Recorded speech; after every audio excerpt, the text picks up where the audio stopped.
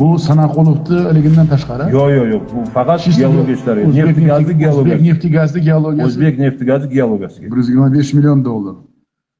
Yil yakunigacha shunga javob berasiz. Javob beraman. Hech qanday konvertatsiya so'ramaysiz. Yo'q, Shokot Obama. Yaxshi. Million dollarni yil yakuni bo'yicha necha foiz, mana shuncha o'tgan yillari, mayli 20 milliard to'g'risida gapirmaylik, o'tgan yilga bo'lgan investitsiya bo'yicha mana skvajinlarda qancha pul beryapmiz, qancha gaz va neft ko'payadi? 657 million kubometr gaz ko'payadi. Qancha? 657 million kubometr. Nimaga buncha kam? Kelasi yilga Shokot Obama o'zi 5 milliard ko'paytiramiz. Bu 650 millioningiz hech gap emas. Bu sharmandalik, bu shuncha pul berib, значит, siz umuman tayyorgarlik qilmagansiz neft bo'yicha. Bu bir. Bu gapingiz menga umuman noma'qul. Siz yaxshi ichiga kirmagansiz. Ikkinchi, menga bitta savolga javob bering. Mana Uztransgazning pulini janob Sultanov endi hamma yerini tozalab berdik. Qaysi davlatda Uztransgaz bunday ahvolda? Hech qaysi davlat Shokot. Xo'sh, siz shu davlatning vakilisiz, bosh vazir o'rinbosari. Siz shu necha yildan beri shu sohaning egasisiz. Nimaga shu pulini joyiga qo'ymaysizlar? Nima uchun shu Mahmudovni siz o'zingiz tavsiya qildingiz? Biz qo'ydik, mana u o'g'irlik qildi, bittasi turmada yotdi, Vagapov degan narsa. Undan keyin Mahmudov keldi, hech bola qilmadi. Qani nima? Qancha siz mana shuni tagiga tushib, debitorni qachon joyiga qo'yasiz? Qancha, mana hamma bosh vazir o'rinbosariga shu savol. Qancha nidayumkani qo'yasizlar, qancha debitorni joyiga qo'yib, menga investitsiya kirgizasizlar. Bo'lmasa menga sizga o'xshagan bosh vazir umuman kerak emas.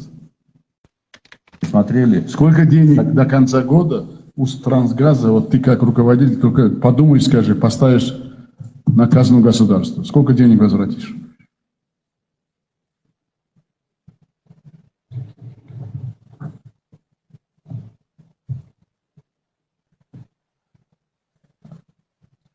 Шавкат Иванович, при той системе, которую мы сейчас наладим и отрабатываем в Ташкенте, в Ташкенте. Слушай, я тебе вопрос задаю, ты можешь отвечать? Нет, профессионально. Я понял, что это. Говори, не надо мне твои эти все. Тот мне говорит всякие небылицы, ты мне говоришь. Вы вообще способны работать или нет? Вот это на вопрос. Скажи, сколько денег поставишь? Вот так. Что ты сюда пришел? Я тебе это государственные деньги спрашиваю, не твои и не мои.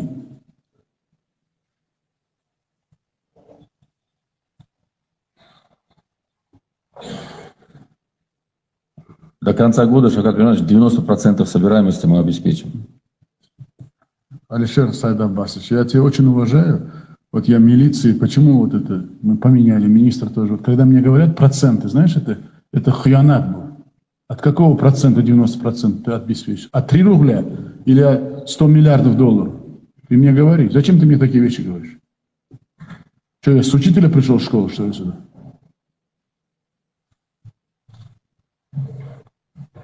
Mana G'ulomjon Inomovich savolga javob berish. Mana eng maqtagan rahbaringiz. Тебе не стыдно? Вот, тебе же сказали подготовиться. Вы все привыкли на ура-ура пройдет совещание. Не пройдет на ура-ура. Если не можешь управлять, скажи, что я не смогу. Такой балласт попал. Мы же тебе juda keldik-ku. Что ты технар, понимающий человек, pastdagi ishni biladi deb shurtam neftigazni joy-joyiga qo'ygan odam deb olib keldik. А? Я думал, что ты подготовишься.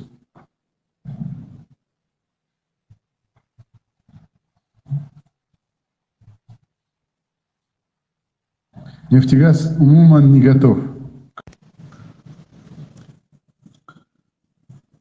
Ты совершенно не готов. Вот я тебе объявляю выговор и даю 6 месяцев, чтобы ты с Устрангазом, со всем на сегодняшний поставили, всех своих собери, вот этот выговор донеси до всех. Алишер Сайдаббасович. Ты понял, да? Есть. Ibragimov Normat Sadullayevni ishdan olish taklif qilaman. O'rtoq Ibragimovga G'ulomjon degan G'ulom Inomovichga 15 kunda ichida rahbar bo'lib odam topasiz. Tushundingizmi yo'qmi? Ishdan olish. Bor tur joyingga. O'znefti mahsulotlarida rahbari ham Sultonov Baxtiyor Sobirjonov ham ishdan olish va buni o'rniga 15 kun ichida bu odam hamma narsani hisob kitob qilsa, keyin men o'zim aytaman nima qilish kerak. Hozir buni o'rniga odam topish kerak. Bir tushunadigan, hisob kitobni biladigan odam. Nimaga desangiz, bu odam mana hozir ham hali tushunmayaptiki, davlatga qancha zarar yetkazyapti bu odam. Zarar. Sultanov, tushundingmi? Men senga necha marta aytganman. Sen silliq bo'lib qachongacha yurishing mumkin? Qachongacha yurishing mumkin silliq bo'lib? Hammanga o'zingga aravangni torting deb, nima uchun men 3 soat doklad qildim? Nima tayyorgarlik qilmay kelding? Noinsof.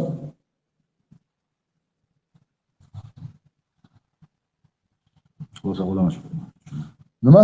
Xulosa qilaman. Nima xulosa? Xulosa boshqa yerda qilasan. Biz o'zimiz xulosa qilamiz, tur joyingda. Necha marta sizga aytilgan, ey janob Ro'ziqulov, standarticha kiring. Bir ahmoqni olib kelib o'tkazib qo'ydingiz. Qip-qizil o'g'ri odamni olib kelib o'tkazib qo'ydingiz. Haqiqatan shunaqa Shavkat, mana Yuribdi hali, pasporti sizda-ya? Men bilaman uni nima qanday qilib joy-joyiga qo'yishligini uni.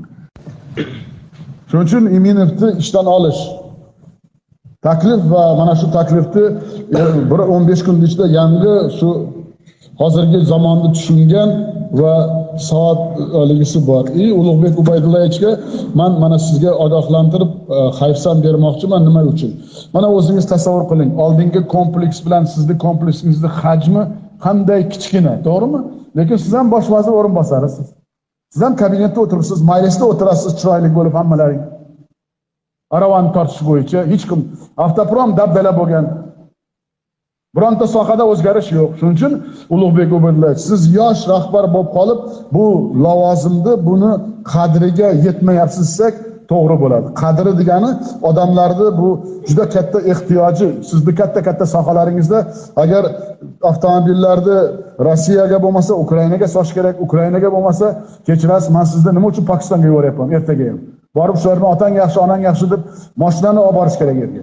To'ldirish kerak. Har bir mashina u ishchi joy, har bir mashina sotilgan valyuta u.